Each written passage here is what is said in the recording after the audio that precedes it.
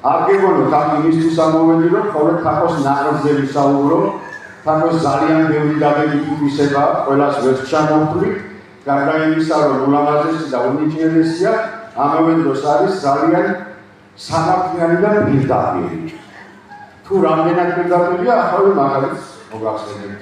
მიმდინარეობს ჯერობა ერთ-ერთი სპექტაკლის შესახებ და ითქვა, რომ ამ სპექტაკლის მიმდინარეობის პერიოდში სცენაზე უნდა იყოს ორი ფოტოსურათი გადიდებული. ერთი ხანშისესული მამაკაცის, მეორე შედარებით ახალგაზრდა მამაკაცის. ანა კელაპიშვილმა თქვა, ხანშისესული მამაკაცის ფოტოს მე მომიტანო და აქ ხუმრობით თუ ნახევრად ხუმრობით დაამატა. გადავუღოთ მამაკაც მეორე სურათი, გავადიდოთ და ორი სურათი გვექნებაო. ამაზე თაკოს სქელი სერიოზულობით პასუხობს. არა, მამაკა არ გამოგვადგება, ფოტოზე სიმპათიური მამაკაცი დაიწყო.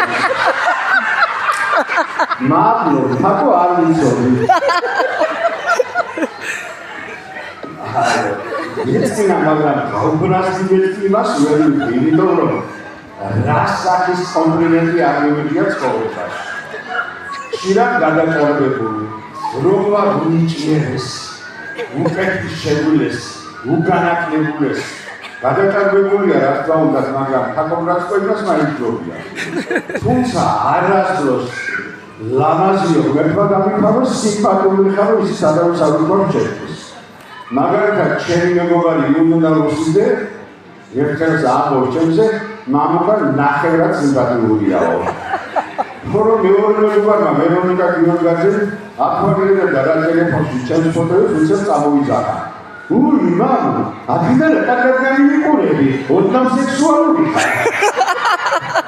ოდნავ სექსუალური და ნახევრად სიმპათიური. აი ეს ყველაზე დიდი კომპლიმენტი